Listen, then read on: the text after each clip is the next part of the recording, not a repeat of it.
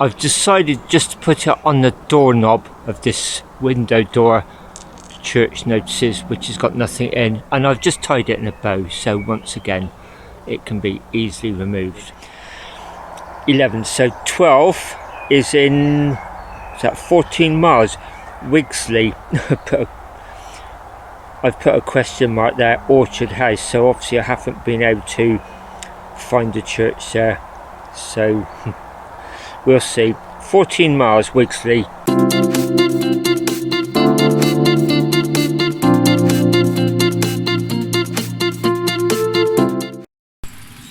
Mid-morning update. After I left Cromwell, I headed right up to the A46 and I thought, please don't send me on that. And then I went into a lay-by and there was a burger van there. Well, I had a bacon's roll and a cup of coffee. And then I've been coming up north towards Lincoln and I went over this railway bridge thinking, oh, I wonder if that's a live railway or an old railway. I just looked over the edge and all of a sudden I got a ping, you know, turn right down it. And it's this, it's Fledborough. And there's a notice board here, tells you where we are, takes me into Lincoln, which is good, so I won't have to use the A46. That was my dread, that every time I went near it I may get forced onto it. But it looks like this Fledborough Viaduct's coming up soon. If I'm there, that's got to be it there, I'd have thought. Oh yeah, it does, it says it there, look. But more importantly, my next thankful village, when this section of the route ends in 7.3 miles, is Wigsley. And look, there's Wigsley there. So that's excellent. This third section of the route will finish there, and then I start the final section, which is 145 miles. See the old platforms? Oh yeah, I was just going to say, this must be Fledborough Station, confirms it, doesn't it? Oh, picnic seat there. Wow, that would have been a nice camp last night. Last night, that meal, Midsummer's Night, on that bench was just absolutely sublime. I can't quite say why, but it just really, really was.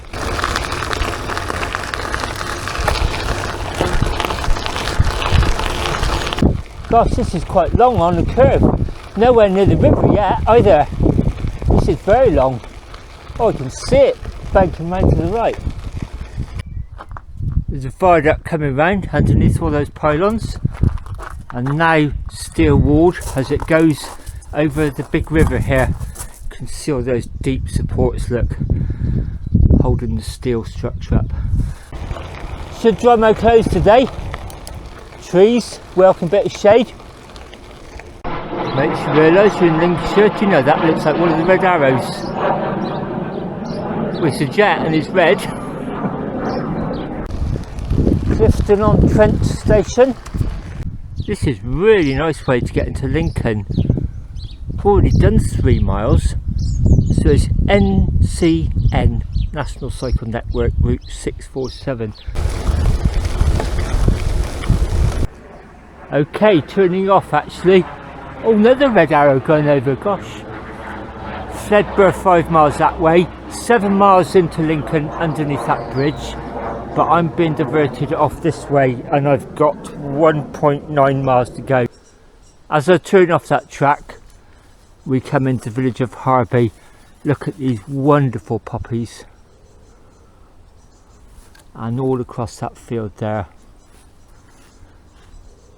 The last couple of years since I've been doing these World War I themed cycle tours, that just humbles me. I don't know why. That just evokes a lot of emotion actually. There's a wonderful story behind how the poppy was adopted as a symbol of remembrance. Here we are, just coming into Wigsley. So there's my route look on the central Garmin. Wigsley village it says. Going off here, and this will finish the end of part 3. I was just homing in on the end of my track and the church presumably around the corner, and I came across a village sign. I thought, oh, I'll have a quick look there. Right next to it is this memorial plaque. It's in memory of Wigsley 1 airfield, opened in October 1916, closed 1919, and it says dedicated to all units and personnel based here. and it's from the Airfields of Britain Conservation Trust. And look what's right underneath the Wigsley Parish Village Notice Board, the plaque. It's got a bit of a crack down the middle of it. That's the first one I've seen damaged, and it's got some bird mess on, which I'm just going to clean up and then leave my poppy around it.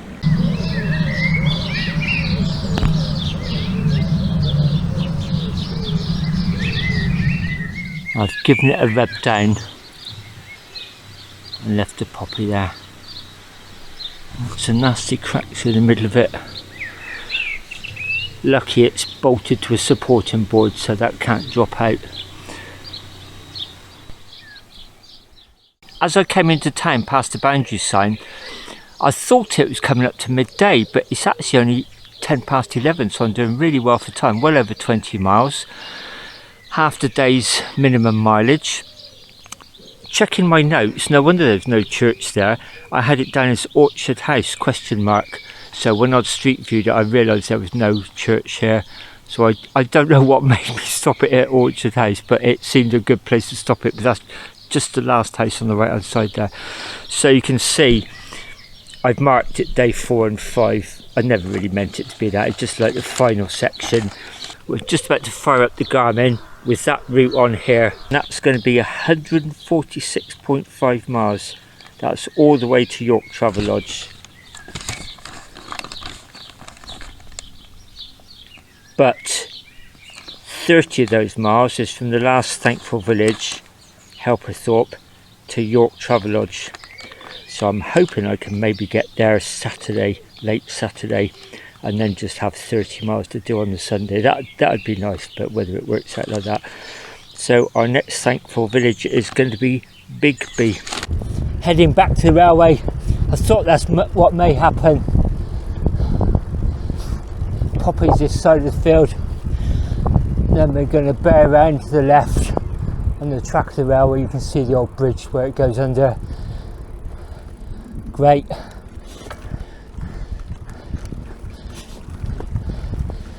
And I think this is going to take us all the way into Lincoln. Oh, this is a nice welcome shade. Final approach to Lincoln. Oh, this is nice, isn't it? Right opposite a water treatment works by looking at it. Hear the roar of the traffic heading into town. It's a nice little oasis. I'm sure ready for something to eat. That bacon sandwich and coffee was nice, but wasn't enough basically. Oh look, heron or an egret. Wow, don't that look? Wow, that's. I hope that came out on camera. That's brilliant. Been diverted down this footpath into a residential area by the look of it. Suburbs of Lincoln, I'm guessing. Across the busy road into this residential area. It's quite nice. Just following a straight line at the moment. Weaving our way through Lincoln. I gotta say, the Garmin's playing up a little bit. The Edge 200, which is normally so reliable, it's just giving me lots of false signals. Even on the railway track it's saying I was off course, so I should be about 10 feet to my left, which was in bushes. And of course, on a railway track that's not a problem, but when you're in a city centre and you have to make instant decisions, that is a problem. So I'm actually relying on the 130. Phew, thank goodness I bought 2. After I passed through Lincoln, I realised I probably had a corrupt file on the Garmin Edge 200. It was just giving me so many false readings, and it was contradicting what the Garmin Edge 130 was saying. So in the end, I just decided to turn that one off, and I would both navigate and record the ride on the 130. The afternoon got very hot, and I got very low on power on both the Garmins and the camera, so I dived in a church for about an hour and managed to top them up a little bit. I got into Market Raisin late afternoon and very, very hot. Stopped there, picked up just a bit of supplies really, and some food for the evening. And then as I left town, I joined the A46 towards Grimsby, a very busy road, but luckily a lot of it had pavement right next to it and I rode on that. Still on this section of the A46, very busy, rush hour, it's gone 5 p.m. and turning off very shortly. And I'm going for Bigby. I sat and had an ice cream at Market Raisin in the heat while I found some shade, and I worked out it'd be about 60 miles for today, and that'd be good. It's a little bit more than I wanted to do, but it's a good thing, it's a good place to aim for. And then over the Humber first thing in the morning. Still riding this stretch of the A46 on the pavement. I think I can see our turning coming up. God blimey. Now on some very pleasant, quiet village roads. I've just seen a couple of signs at a right hand turn for 2 villages ending in BY, but not Bigby. But you know, that's promising, something like Oakby or Gateby or something like that, but promising. Because you tend to get them sort of clustered. You need to start thinking about where to pick up some water, sort of like discreetly looking out for taps. Be reassuring when I see the sign for it. Certainly some camping looks possible around here. I'm beginning to have doubts actually. I've come to Omby, Grassby, and there's a sign for it, Bigby. Whew. Must be getting on for about 6:30, 6:45 now. That was a stinker of a hill out of that village. I've just joined this road on an S-bend and it feels like we're dropping down off a ridge into Bigby. Summerby down there. As I came down that hill, I've spotted a potential good camping place. You can see it's 10%, but yeah, Bigby, a former Viking settlement. Little green there with something. I wonder what that says.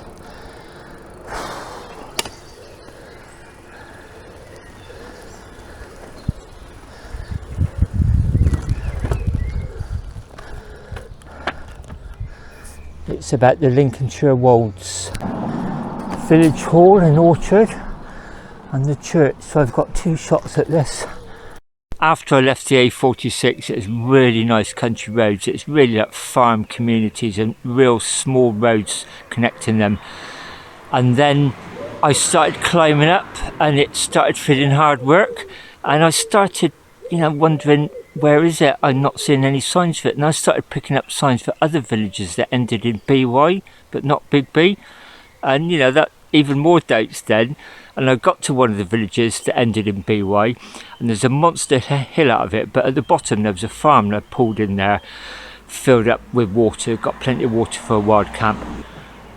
Right outside, round the corner, was a signpost sort of saying Bigby 1 3/4 miles, so that was a big reassurance. Monster hill up to join a road which ran along the top of a ridge, and then you drop down into Bigby. Even then there was a couple of more villages ending in BY before that. The Bigby boundary sign says a Viking village, and I thought, oh right, they're celebrating their heritage, there must be something here about thankful villages. Got to a little green there and I thought, there's a board, it'll probably be there. It was just a notice board about the Lincolnshire Wolds, outdoor activities. So I've come up to the church, right next to the village hall, water tap. That would have saved me dragging that water up a monster hill. Village hall is here, locked obviously, this time of night. And right next to it is the church. Oh, that says 10 to 7. I think my phone's just said it's bang on 7 p.m. The porch is open, but alas, not the church. Locked. And no sign of the Thankful Village sign. There's a sign out there saying to the orchard, and I think it said something like a picnic table, but I think I'm actually going to cook my tea around here.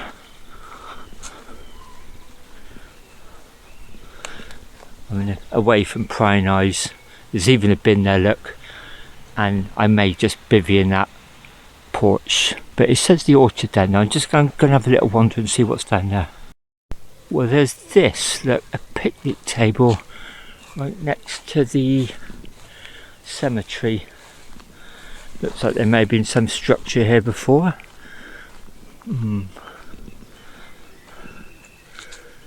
Not sure. I think I'd probably prefer bivvying in that church porch, to be honest. First things first though, I'm going to sit on that seat, change some clothes I think. I'm spending the night here one way or another. And I've got clean cycling clothes for the morning, plenty of water for a wash and a shave, and I won't be doing it in the churchyard. I'll come in here and do it. So I think it's an ideal place for a stealthy little bivvy.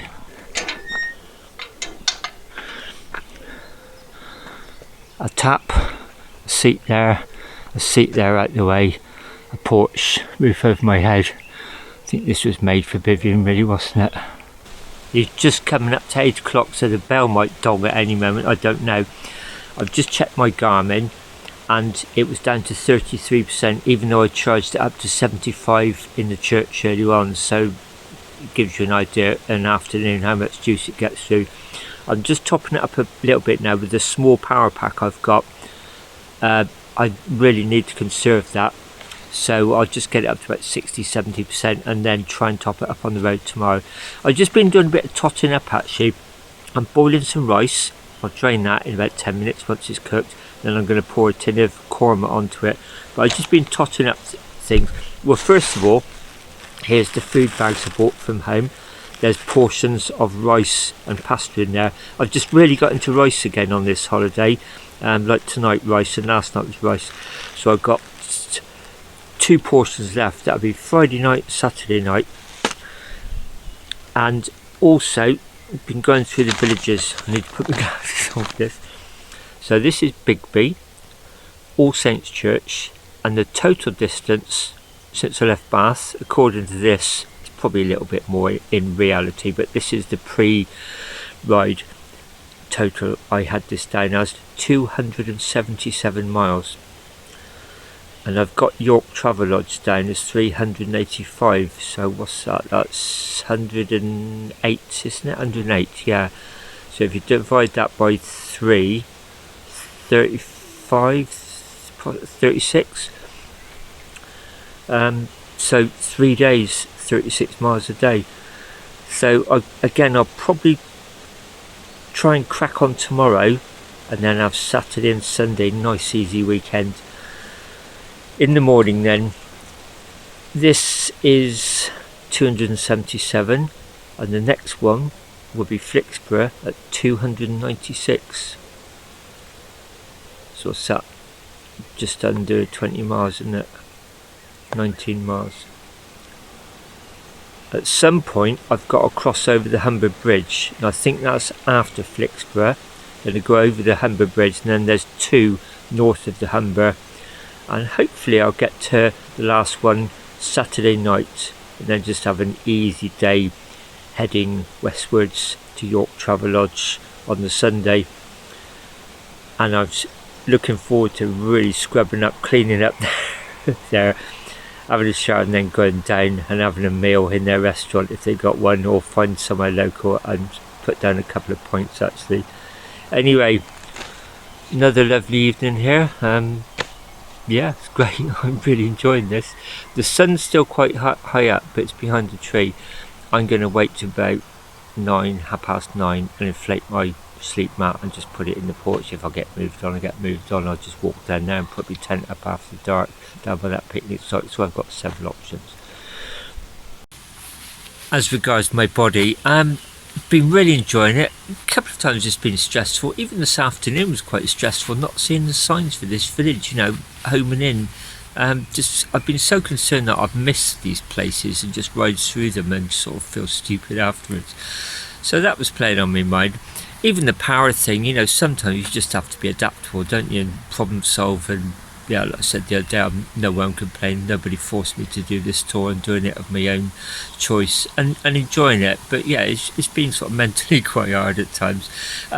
Physically, when I stopped at Market Raisin earlier on, really hot, about 5 o'clock, I stopped and get a mango fizzy drink and an ice cream. I noticed some chaffing around my nether regions under my shorts, and I just rubbed some sort of antiseptic cream in there, snappy rush cream. That seems to have soothed it. And also, I don't know if it's coming out, get these really bad blisters on the edge of my hand, just below the pinky. And I've got one that side as well. And that's twice that's happened recently. When I came back from Dartmoor, it healed up straight away within a couple of days, but you know, clearly something's causing that. Whether it's the grips on my handlebars need changing, or possibly the gloves are just getting too sweaty and bacteria, and I just don't know. But yeah, clearly need to sort of sort out what that is. But yeah, that's the overview of the distance, the food, and the aches and pains and the mental stresses. There's my tea then. This lovely location, the sun's behind that tree. Still feels very warm. Chicken korma with rice, bread and butter, and plenty of water. Bon appetit.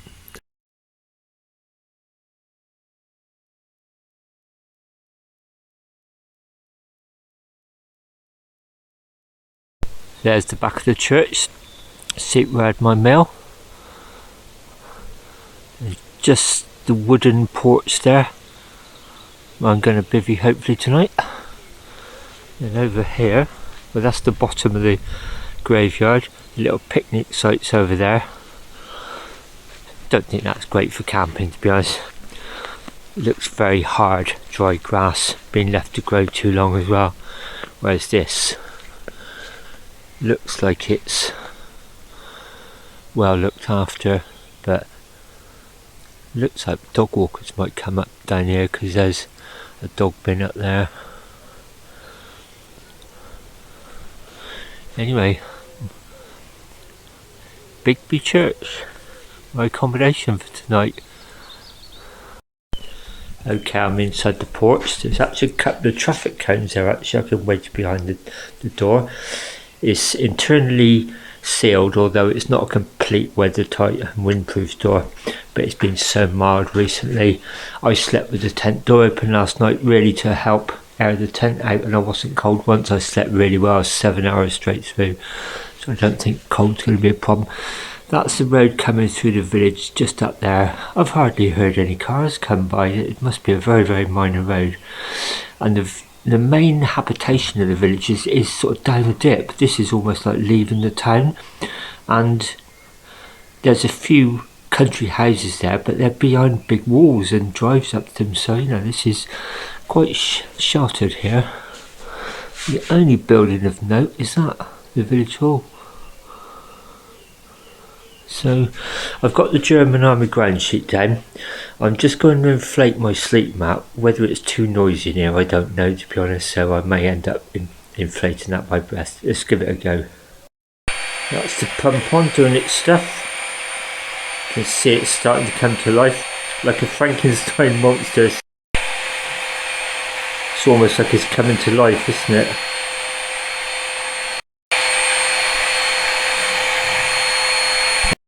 So there you have it, in this wooden church porch, well ventilated.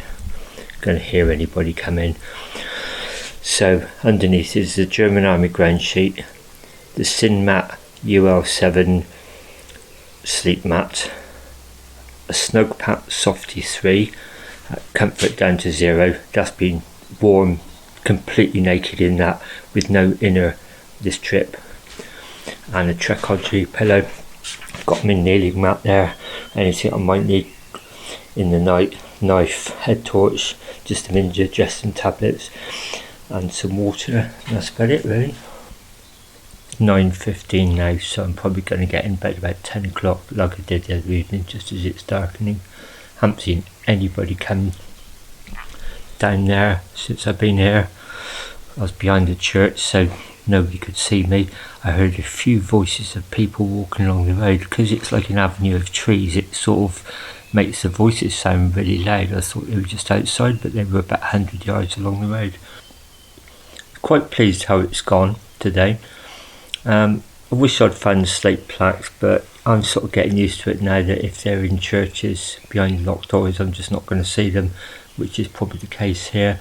So where I'm going to leave the poppy in the morning, I'm not quite sure. I might just put it on a bow tie around the handle. I'll give that a bit of thought. Really good to sort of know that I've got just over 100 miles to do. I forget what I said, was it 108 miles or something like that? It could be a tad over. I do remember from the road profile, I think I referred to it earlier in the videos, it was hilly until about around about the 192 mile, 200 mile mark, and then it's been fairly flat. One or two little lumps, but not much. And I do know there's a big spike towards the end. That may be Sunday, maybe late Saturday, I don't know. I can guess that's as you're climbing away from the coast, dropping down onto the Vale of York. So, you know, that's why I want an easier stay Sunday, easy mile-wise, just in case there is a bit of a brutal climb. I've set the line for 5:30 in the morning. Whether I need that or not, I don't know. I imagine the dawn chorus and possibly the light will wake me up, although I haven't said that. It's a fairly shaded little corner of the churchyard, this. But anyway, I've set it for 5:30 just in case. And I learned from doing audaxes when you needed to get up really early. I don't have a harsh bell, I just have a very soothing sound that starts off soft and then gradually gets louder. My preferred choice is Ocean Whisper. It's just basically waves crashing onto a beach. 5:45 in the morning, I'm still in my sleeping bag. Been awake about half an hour, just lying here coming to. The only sounds I heard last night were just the birds rustling in the trees, and all I can hear at the moment is the birds singing in the trees. Slept quite well, woke up once or twice I think, not stiff or anything, just moving position. So yeah, good night's sleep. Looking at the sky, looks like it's going to be a nice day. I'm just going to check the weather forecast. There's all my sleep stuff packed away then. Sleeping bag, kneeling mat, sleep mat, head torch, knife, Trekology pillow, and there's the air bed pump. I didn't use that to deflate it. I deflated that manually this morning with my body weight to pump all the air out.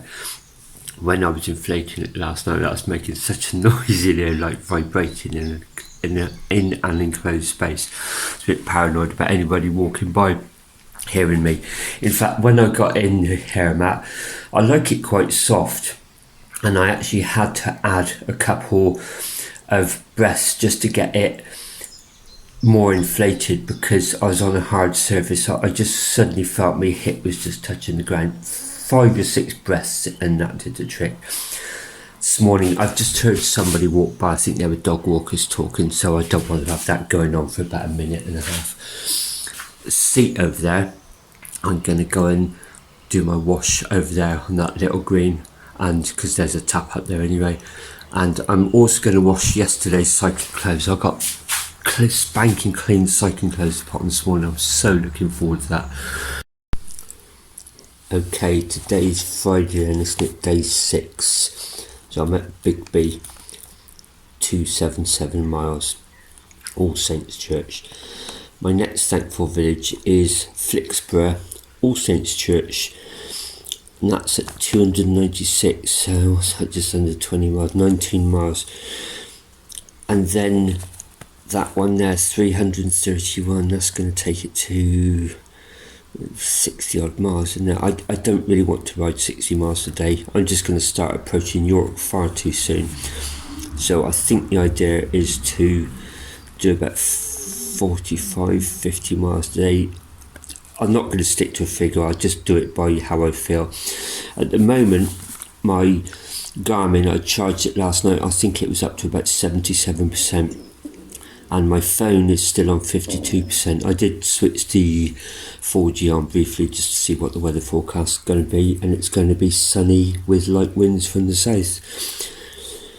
So I can afford to just stop, and I will stop, you know, wherever I find some charge, and I'll probably make that my breakfast stop as well.